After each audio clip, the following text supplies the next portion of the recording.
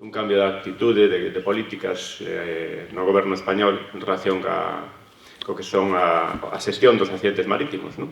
Feito, en Sermos aparecía a noticia, volve nunca máis, se algunha vez que se foi, o amplo movimento nado a raíz do desastre do Prestige chama a unha concentración a sexta-feira en Ares, na Praza do Concello, con motivo do embarrancamento do Blue Star, non? O quimiqueiro. O accidente do quimiqueiro na costa de Ares puso unha vez máis en evidencia a situación de indefensión da costa galega, non? Bueno, é unha chamada de atención que volve a reactivar, curiosamente, agora que estamos un pouco de aniversario de todo o que foi o accidente e todo o que desencadeou, non? Simplemente me interesaba partir un pouco dun recordo de experiencias, non? Un pouco das vivencias persoais, non? Cando foi o tema do Prestige, non? E todo o que rodeou o accidente, para min, creou unha sensación un pouco de unha mestura de sensacións, non? Por un lado, desconcerto ante o que estaba pasando, sabedes que a información que se estaba dando era moi limitada, moi controlada, non? Polos medios de comunicación en España. Desconcerto, medo polo que podía pasar na costa, polo grado en que podía afectar os verquidos, e logo enfado, non? Un enfado, un cabreo moi compartido por moita xente que, bueno, que puido ser tamén un dos revulsivos que movera a xente a sair á rúa e empezar a facer cousas que habitualmente non facía, ou que non facíamos, non? Eu entendo que podemos analizar, en boa medida podemos analizar todo o que rodea o Prestige desde esa perspectiva de acontecemento, non? Un acontecemento, algo que rompe a normalidade, algo que rompe e nos descoloca, non? Desestabiliza unha serie de nocións, non? Son nocións que poden afectar tanto a democracia, o concepto de democracia, como o concepto da separación un pouco entre a vida cotiá e o estético, e a arte, non? E creo que tanto no ámbito da democracia e a noción, as nocións un pouco, as inercias, non? Do sentido da democracia que había neses momentos, e máis en Galicia, que levaba xa uns cantos anos e unhas cantas legislaturas gobernando Fraga, non? Con maiorías absolutas, non? O acontecemento Prestige chegou a eso, a desestabilizar, non? E crear toda unha serie de momentos diferentes e unha serie de accións que de algún xeito, pois, pola súa intensidade e pola súa concentración, era algo anómalo no período, non? Pero, por outro lado, tamén, bueno, é o feito de que o pobo decidira tomar a palabra, sair á rúa, non? E, de algún xeito, pois, manifestarse de xeito moi intenso, desbordando o que eran as organizacións e os partidos tradicionais, non? Os sindicatos tradicionais, non? Eso logo se pode comentar un pouco esa idea do desbordamento, non? Tamén. Romperonse esquemas, alteráronse inercias, non? E de súpeto unha grande cantidade de xente tomou a palabra e transformou o que parecía o funcionamento normal da política, non? Esa radicalización da democracia, non? Da que se fala, non? Nese sentido, o que se produciu foi que tamén a xente se adiantou ás institucións, adiantouse, tamén na propia xestión da limpeza, da costa, non? Esa autoorganización que seguramente falarían onte, imagino, non? Un pouco nos debates, non? Que non poden estar, seguramente se falou onte. Esa idea, esa autoorganización que supliu as propias institucións que xa existían, non? Porque, basicamente, as institucións non estaban preparadas ou non estaban tomándose o asunto coa seriedade que merecía, non? Tomar a palabra, pasar a acción, levar a dianteira, non? As propias institucións desde a acción na costa, non? Foi unha maneira tamén de desbordar tanto as organizacións preexistentes como tamén as propias institucións, non? Que de algún xeito estaban para salvaguardar un pouco para defender un pouco o medio ambiente en Galicia. Pero tamén as movilizacións foron actos performativos, non? E esa, un pouco, bueno, que se buscou desde a asociación A Gran Burla Negra foi tamén chamar a atención, non? Estamos levando a cabo unha serie de accións desde recopilación do arquivo ata exposicións, non? Os programas de algún xeito queren poñer en valor tamén esa idea de desbordamento e de difuminación das fronteiras entre a arte e a vida, por así dicirlo, non? Que se produciu nestes momentos, non? pode, de algún xeito, a propia mobilización creativa, performativa, que rodea o Nunca Máis tamén reactualiza algunhas das ideas que se requiron nos anos 50, 60 en relación cos situacionistas, a propia internacional situacionista, cando falaba de que a verdadeira arte é a arte da revolta, que a sección inglesa da internacional situacionista, especialmente crítica co papel das artes e da arte de vanguarda ao longo do século XX, entendía que, bueno, pues que o potencial subversivo radical do surrealismo era casi cero, polo feito de estar finalmente integrado no propio sistema económico e no propio sistema de mercado, e que, sin embargo, a única maneira de liberar a creatividade era a partir de actos radicais na rúa, realmente de ese tipo de movilizacións que desbordan a orde, que rompen a orde instituída, era a mellor maneira de liberación da creatividade, non? Entón, de algún xeito, pois, esa era a verdadeira arte, a arte da revolta, non? Bueno, unha serie de 3 puntos que planteo un pouco, que, bueno, que logo, se queredes, podemos ver un pouco hasta que punto se pode debatir. A mí ocurríanseme un pouco comparar a idea de Prestige con unha especie de golpe, o reabrirse dunha ferida, non sei se podría considerar un pouco todo o que foi o acontecemento Prestige e todo o que desencadeou un pouco como ese reabrirse unha ferida que é o que ten que ver co sentido da terra, que nos afecta a todos, e esa sensación de que as agresións son constantes e unha detrás de outra volven a facerse presente no territorio. Eso doe moito, eso pode ter unha capacidade de activación da cidadanía. O Prestige fixo que víramos ou fóramos conscientes da nosa fragilidade como comunidade, pero a vez tamén foi ese revulsivo que nos fixo sair un pouco desa zona de confort da cotidianidade, un acontecemento que desencadena outras formas de acción, outras formas de acción e esa asunción un pouco da democracia radical. Seguramente tamén, en relación co tema da ferida, podemos vincular un pouco casi con ese planteamento de Zizek, desde lado Zizek, de que o trauma nos fai presente o real fronte a esa pantalla da realidade na que vivíamos, de algún xeito este constructo da realidade constituída e transmitida en boa medida tamén polos medios, de algún xeito esa irrupción, esa ferida, ese acontecemento traumático pode facernos ver do outro modo,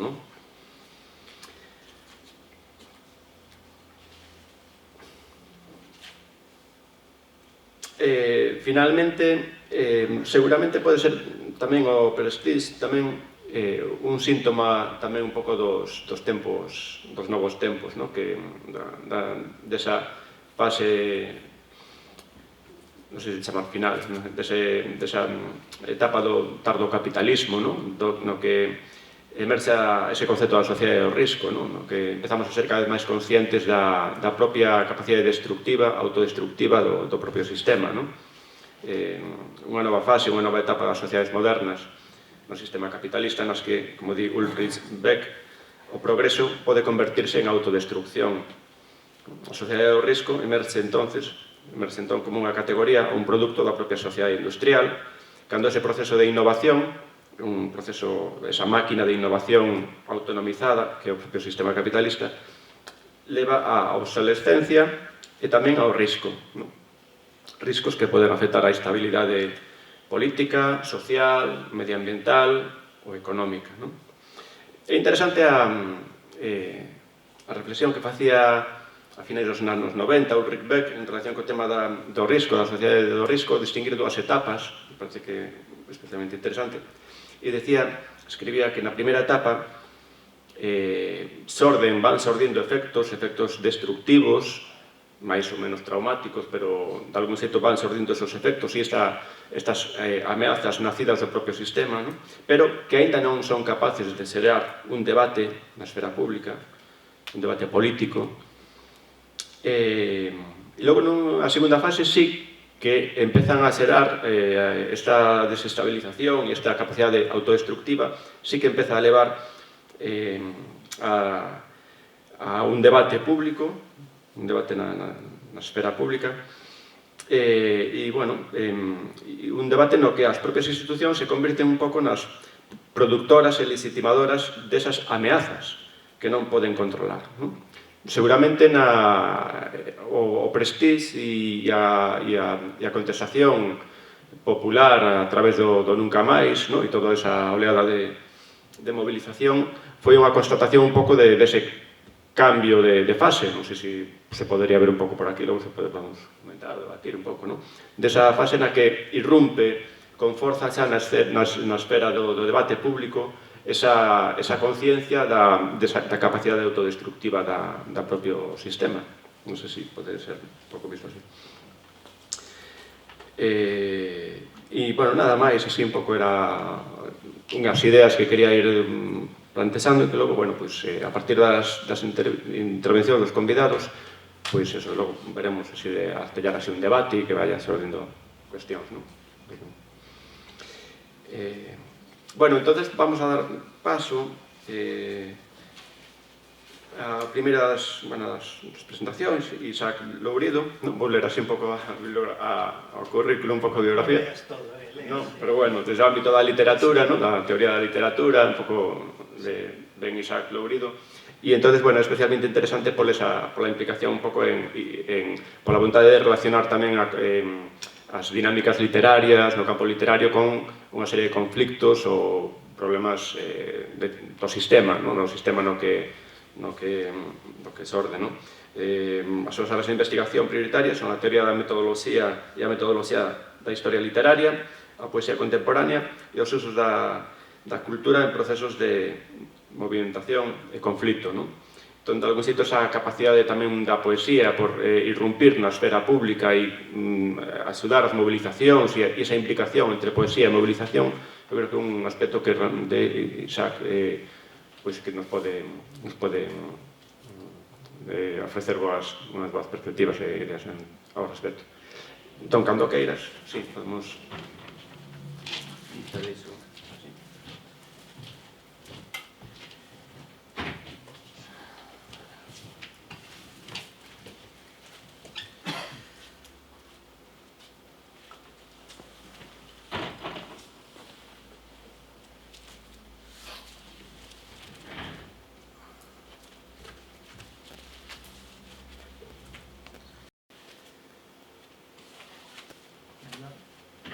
Non teño unha presentación propiamente dita, traio algunhas imaxes que un pouco vou ir pasando porque acompañan ou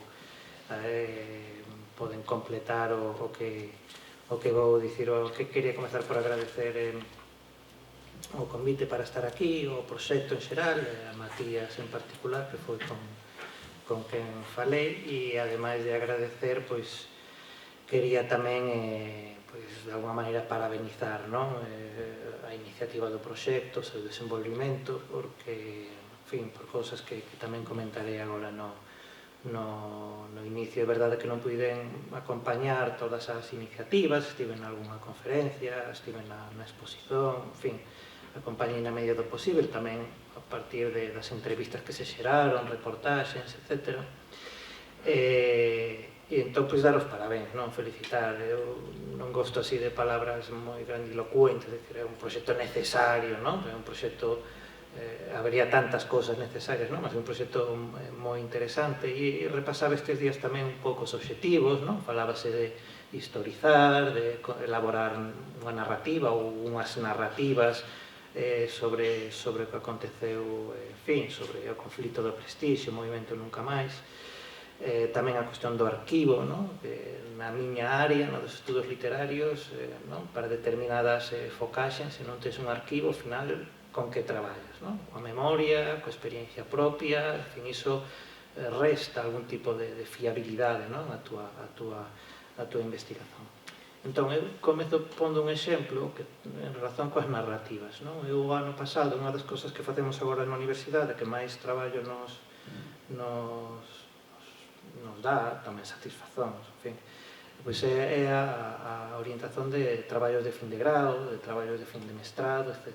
Eu ano pasado orientei un traballo sobre dúas novelas sobre o Prestige, non? Unha novela de Secho Sende e unha novela de Rosa Aneiros. Entón, claro, a miña alumna era moi pequena cando aconteceron cando aconteceu isto, non? Pois tería 5 ou 6 anos, ela lembraba ter ido, en fin, algunhas actividades para crianzas, non? Que se facían na zona de Ferrol, etc.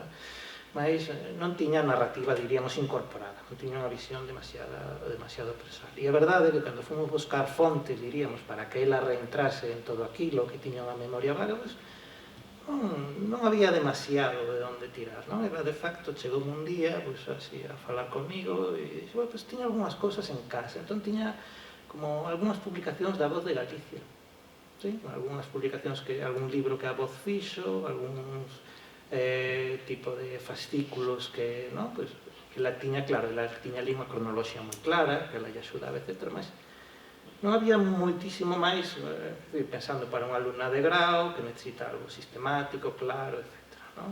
Entón, esta idea de elaborar unha narrativa, varias narrativas que se propón o proxecto, pois aí sí que vexo eu a necesidade, non? Porque ao final, se vamos ficar só coa narrativa da Voz de Galicia, non? Ou sea, aquilo que está máis accesible, pois comezamos a ter algúns problemas, non? Entón, a ver, vou dividir a miña intervención como en dúas partes, máis ou menos. Unha primeira é máis xeral, non ten que ver exactamente con literatura, ten que ver máis ben pois, con Pensalo nunca máis, que é o título da conferencia, e tamén pois, pode entenderse en parte como pois, algúns comentarios sobre o desenvolvimento do proxecto, non? Dunha gran burla negra, non?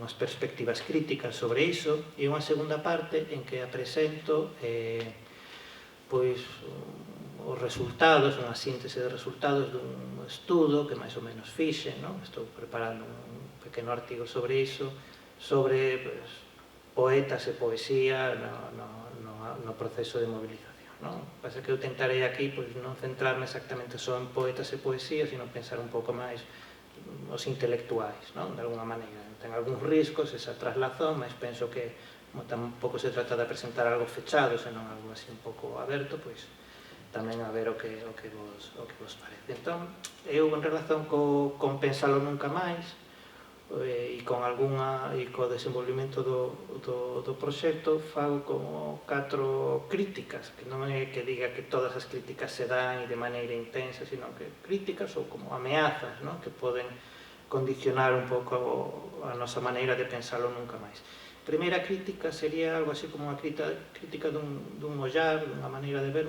dependente.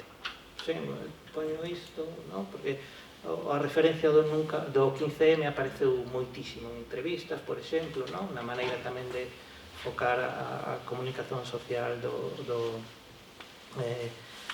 cuestión, e eu creo que aí tamén é un símbolo, un exemplo da falta dunha narrativa propia. Ao final, o 15M trouxose de moito diríamos, así ao primeiro plano, entón xa parece implícitamente que nos demarca un cuadro de pensamento xa estatalizado, non exactamente propiamente galego, e eu non digo que o enfoque galego sexa mellor que outros, mas penso que este movimento permite un enfoque propiamente, non? Nunhas dinámicas propiamente máis autocentradas, diríamos, non?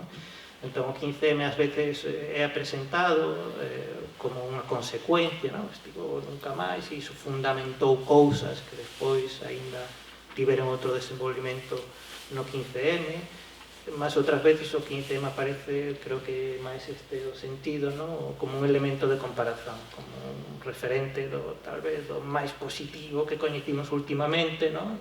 Resgatamos o nunca máis, que tamén foi positivo e o temos aí un poquinho esquecido.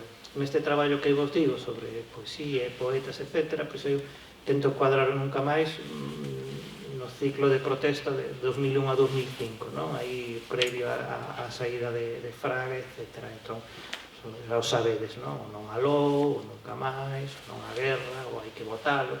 Deses 4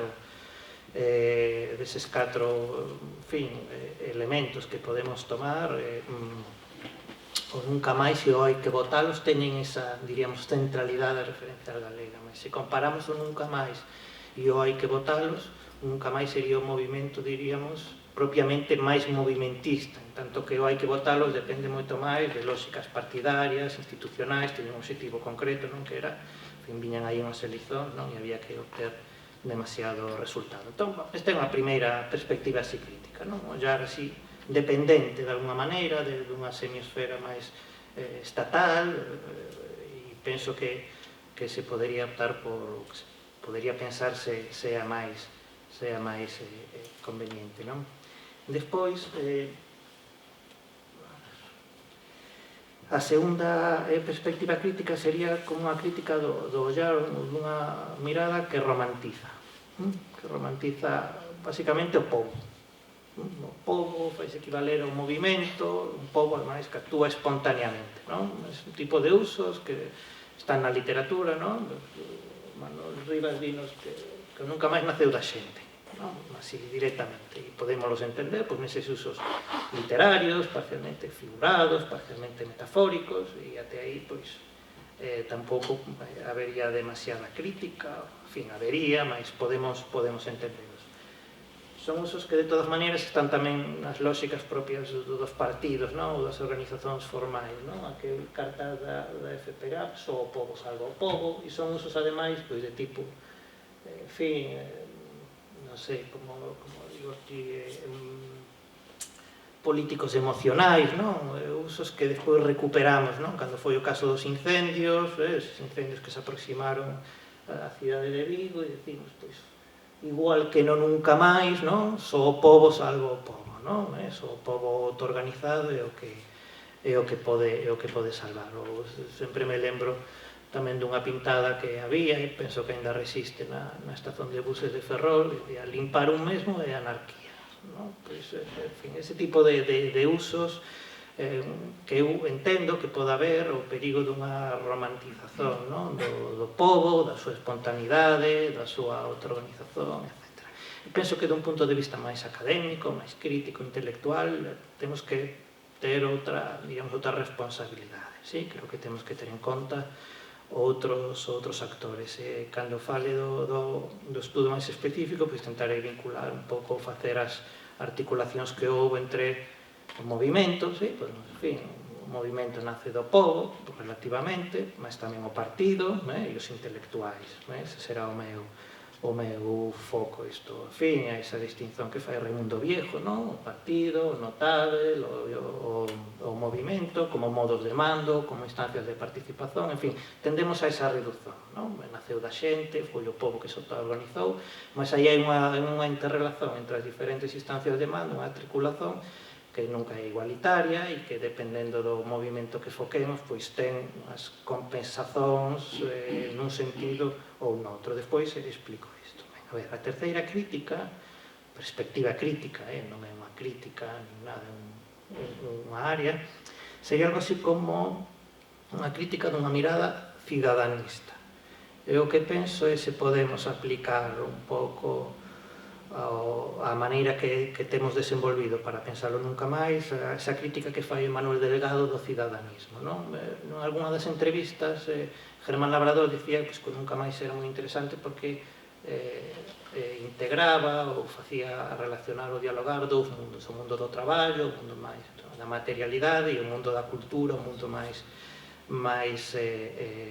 simbólico. El asociaba o mundo do traballo ao facto de limpar, non? De limpar coas propias mans as consecuencias do desastre, mas eu creo que ese mundo do traballo presente no conflito do Prestige tamén o temos que ver, digamos, dando algunha relevancia ou pondo algún foco nas persoas que experimentaron unha agresión directa e frontal a súa fonte de sustento, diríamos, material, non? Entón, eu penso que algúns conceptos dos que máis se teñen usado, cidadanía, espazo público, até algúns usos do movimento social desequilibran esta tensión entre o mundo do traballo e o mundo da cultura ou do simbólico, porque se tende a unha certa invisibilización do mundo do traballo, como espazo en que teñen lugar as relacións económicas de clase, o espazo de conflito, etc. É verdade que a plataforma se define como unha plataforma cidadá desde o inicio, mas eu sempre pensei se aí habería algunha prevención para non usar aqueles categorías de análise máis clásicas do nacionalismo galego, non? Pois o pobo traballador, a clase traballadora galega, non? Pois esa vontade de desfigurar de alguna maneira esa matriz, mas algunhas das sínteses ou de algúns dos lemas máis lembrados do Prestige non poden evitar esa matriz nacionalista, non? A sentenza de fallou o Estado, mas emerxeu a nazón, non? En fin, hai unha tensión tamén en relación con todo isto. E a última crítica que ten en parte que ver con isto é se ás veces non corremos, eu seguro que fago, polo tipo de estudos que fago, non? Pois nunha crítica demasiado focada, diríamos, na cultura, na creatividade, na acción simbólica, e estamos discriminando este outro tipo de mundo, non? Eu, de facto, sí, penso que falábase nunha das conferencias que eu estive, non? Que era de Amador Fernández Sabater, tiñamos moito a idea, non? E cando se abriu o debate era un pouco a pretensión de pensar nos símbolos, non? Nas ideas, nas imaxes que creara o propio movimento. Entón eu penso sobre o risco de o mellor ficarmos reducidos a símbolos, sí? Símbolos que Jorge no libro dice, símbolos que se están resignificando, non? Pois as gaitas, as maletas, non? Reapropiando, resignificando para, diríamos, nun sentido emancipador, non? Mas penso se corremos ese risco de ficar reducidos a símbolos, non? Entón eu pensaba nestas dúas frases, non? Isto de somos un pobo de artistas é unha das ladaíñas que repite, por exemplo, Xurxo Souto continuamente, non? E eu teño un grande aprecio por el persoal e polas cousas que fai, mas somos só un pobo de artistas. Dicindo que somos un pobo de artistas non está aí operando unha especie de reducción a esa esfera só do creativo, do cultural, do simbólico, e estamos deixando de lado, sen querer, non? Pois ese outro mundo da materialidade e da conflictividade económica. E despois, outra frase así, esta xa é da miña fábrica, non? É que debaixo dos paraguas había xente, ou había un pobo, non? Falamos da manifestación dos paraugas, ou do día dos paraugas, mas alguén sostén os paraugas, non? Ou alguén construe as maletas, ou dentro das maletas hai vidas de persoas, non? En fin, isto é así un poquinho isto. Entón, este ollar tan focado na cultura, na creatividade, este privilexiar a acción simbólica, tal vez na liña tamén, isto é o que di Manuel Delgado tamén, non? Pois de alguma maneira higienizan, ou poden higienizar, non? Ou poden ser apropiados por en fin, instancias, intereses que non teñen ninguna vontade de, non teñen nada a ver con a emancipación política, non? Unha especie de extensionar, non? A sociedade. Estas serían así como as catro perspectivas críticas así un pouco máis xerais. E agora o que fago é presentarvos en parte este estudo, non?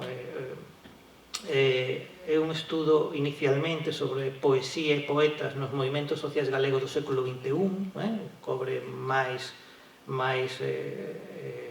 movimentos e máis procesos que o do nunca máis, e como vos dicía, pois penso que podemos tentar estendelo con algunhas cautelas, pois pasar da poesía e da creatividade á creatividade cultural, e do poeta ao intelectual.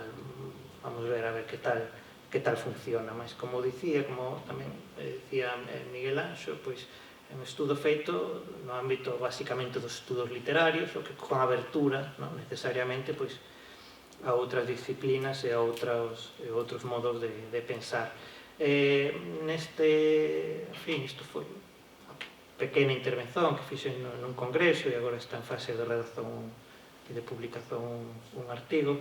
Traballo con esta distinción que xa vos falaba antes de Raimundo Viejo, non? Entre o partido, o movimento, o notável, como tres modos de mando que la asocia, en fin, a épocas concretas, mas que, o sea, a hexemonía de cada un deles a épocas concretas, mas que son modos que continúan activos e que se interrelacionan en tensión constante tamén na actualidade, e o que fago é, tal vez iso estexa un poquinho, haxa un pouco de risco, non sei se é excesivo, reduzo ou adapto esa noción do notável a dous tipos de figuras, o notável intelectual, o notável escritor, poeta, etc. Non? En fin.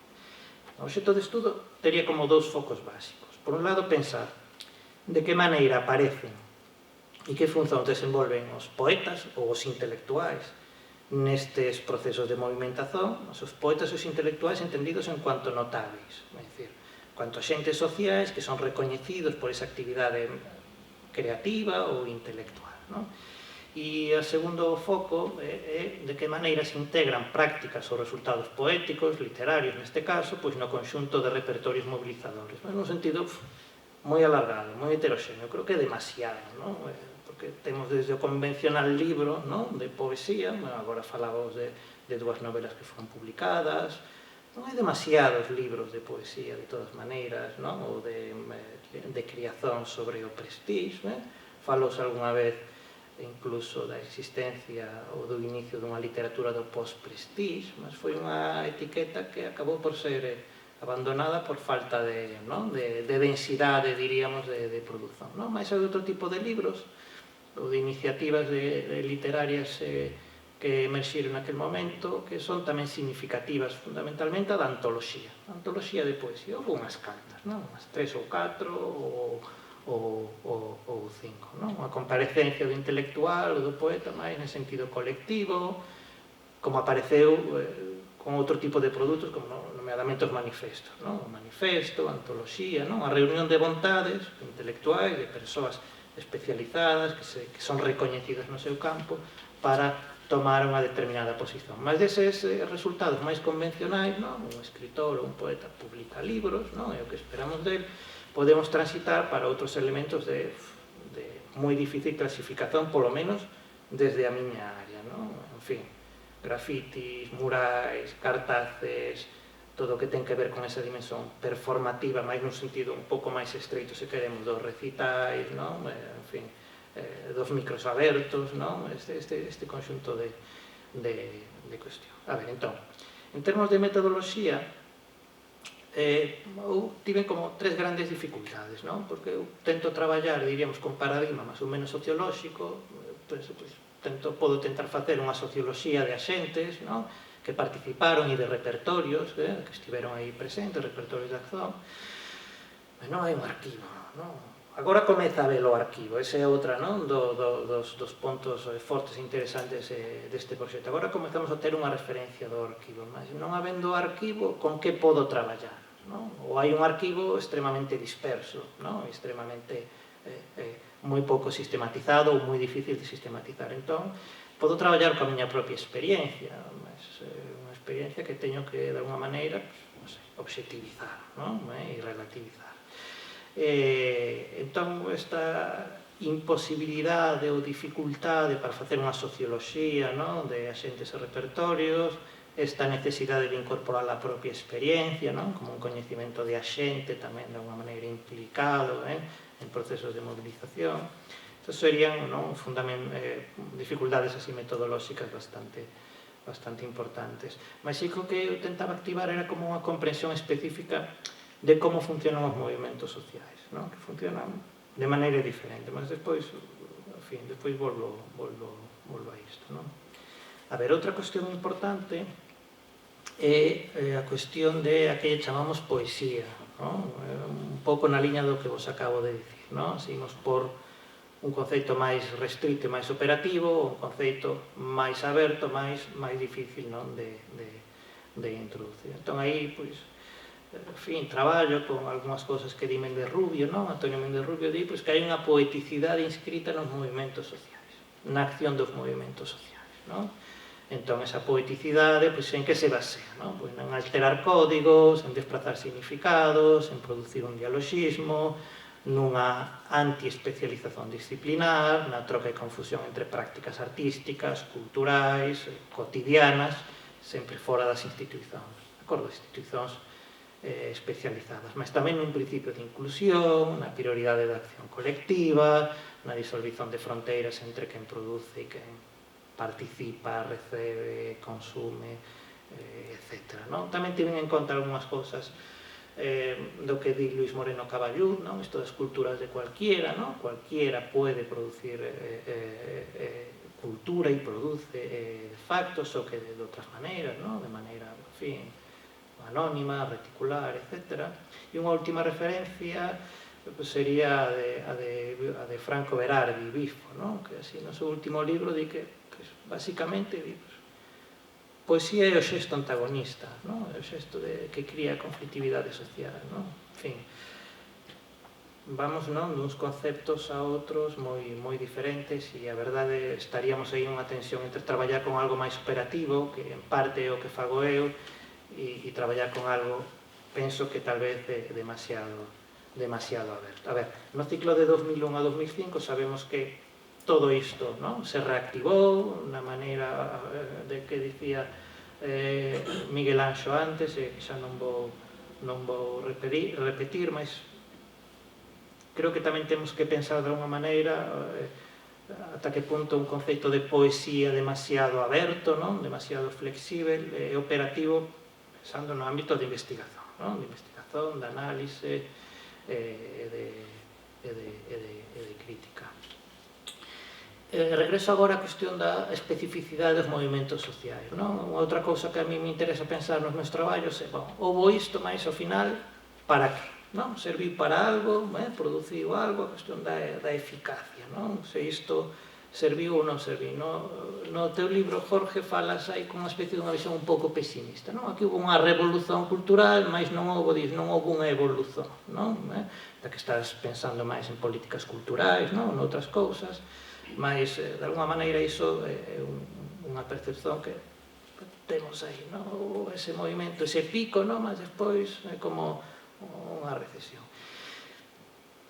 E que eu creo, o que eu quería introducir é o seguinte: penso que non podemos ollar o funcionamento dos movimentos dunha perspectiva de linearidade, de progreso, de evolución, de normalización, de institucionalización. Penso que non podemos ollar con esa perspectiva, que non funcionan así, ou non tenden a funcionar así, porque ademais se funcionan así, até eu penso que deixan de ser movimentos, non? Xa pasa a ser outra cousa. Tal como entendo eu, os movimentos sociais crían, innovan, teñen esa capacidade creativa, innovadora, en prácticas, en repertorios, en ciclos concretos, mas tamén retoman, tamén descartan cousas, tamén, en fin, actúan segundo os intereses inmediatos e en prazo medio, en relación aos repertorios, si retoman cousas de antes, mas hai outras que as descartan, de acordo? Entón, este funcionamento así, diríamos, propio dos movimentos, creo que non atende tanto a linearidade, a progresividade, o crecimento, a normalización, a institucionalización. Creo que temos que pensar outras metáforas, outras maneiras de imaginar ese funcionamento dos movimentos.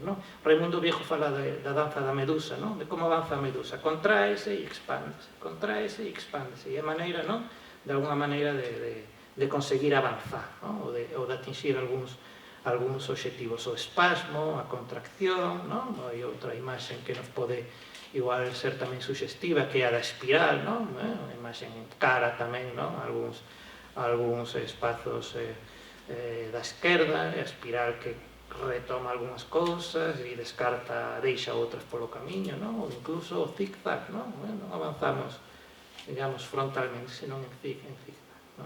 A ver, xa para ir acabando, conto vos as conclusións do traballo. Este é un encuadramento máis ou menos, ten un desenvolvimento, máis as conclusións do traballo, basicamente centradas en como se articularon partido, movimento e intelectuais neste ciclo e especificamente no Nunca Máis. Do meu punto de vista, a alianza ou a articulación entre o intelectual e o partido, diríamos, a lógica partidaria, a lógica propia das institucións representativas, é unha alianza, isto, entre intelectual e partido, así simplificado, é unha alianza que está de maneira regular nese ciclo de 2001 a 2005. Está, sí? Só que nunca ocupa o mando de maneira exclusiva. De acordo? En algúns casos está moi claramente.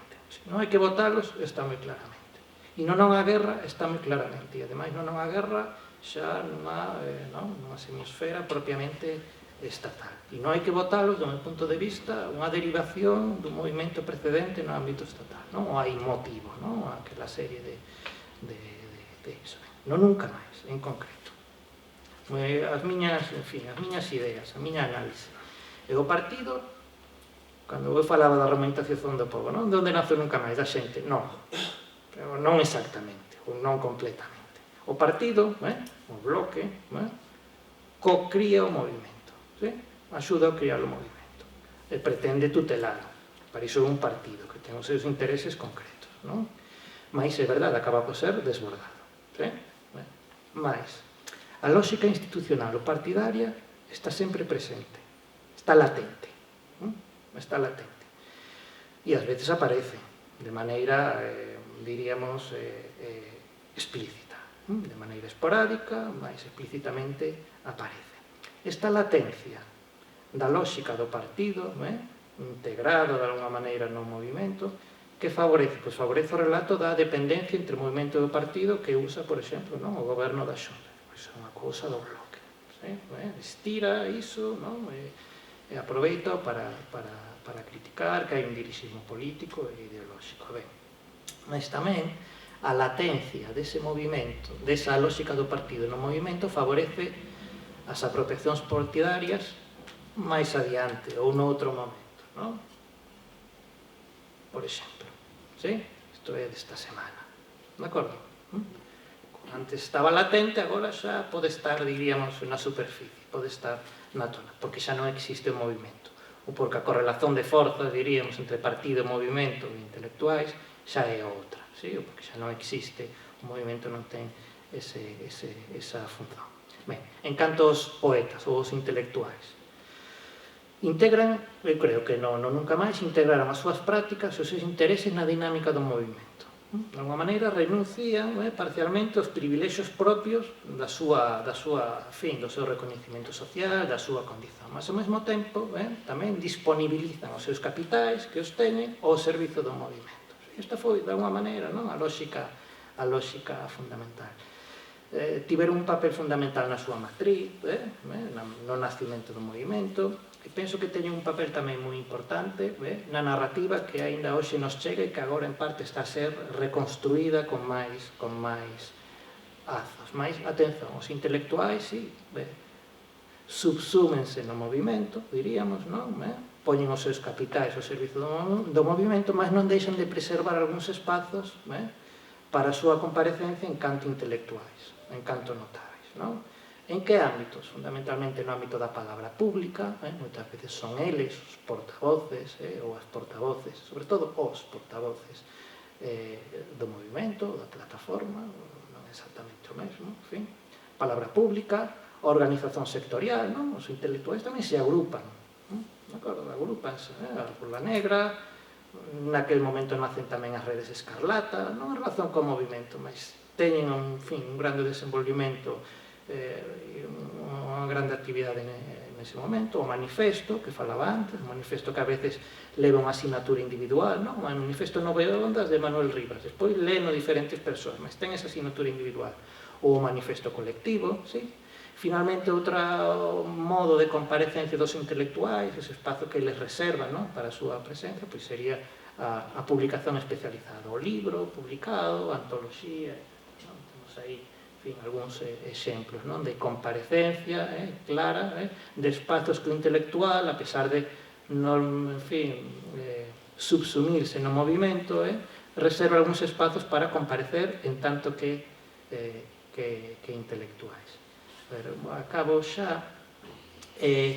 Se comparamos o nunca máis con outros movimentos que viñeron despois, co 15M, nomeadamente, xa que o mencionei no inicio, así tamén fecho, pero que iso non signifique que hai un ollar dependente tamén en min. As conclusións que tirei foron tres. Unha, que a centralidade do corpo ideolóxico, dos intereses partidarios do nacionalismo favorece a integración do intelectual no movimento. Non sei se me explico, non? a radicalidade movimentista, vamos a chamar así, do 15M, non? Ou esa aspiración, en fin, a radicalidade movimentista, podemos chamar así, do 15M, impide a articulación entre o intelectual e o movimento.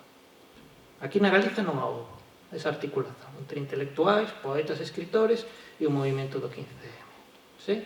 Penso que unha parte dos motivos é esa distancia en relación ao corpo ideolóxico do nacionalismo, mas tamén é a radicalidade da propia configuración do movimento. Hai unha grande distancia entre as prácticas consensuadas, automatizadas na esquerda galega ou no nacionalismo galego, unha grande distancia en relación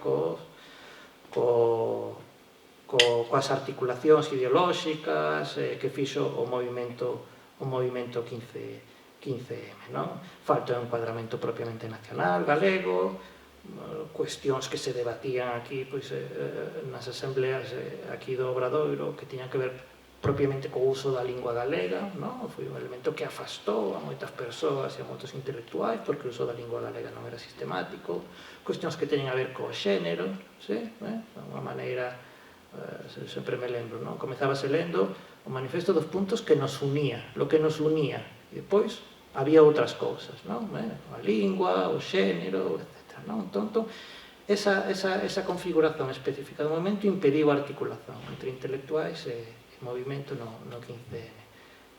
E no nunca máis é precisamente o contrario que tiña favorecido esa articulación que tentei explicar. Vou non deixar xa, en fin, en relación coas funcións que a poesía ou coa literatura, no sentido xa máis restrito, cumpren nos movimentos ou cumpriron, eu creo que son limitadas, que existen, son limitadas en xeral, máis relevantes, sobre todo, penso en termos de narrativa e de historia que se crea e que se lega. Ao final, un libro é un libro, ainda hoxe en día, de acordo? E deixo por aquí, esta parte final foi un pouco máis deslavazada, mas deixo por aquí, creo que xa non teño nada máis, non teño estas imaxes.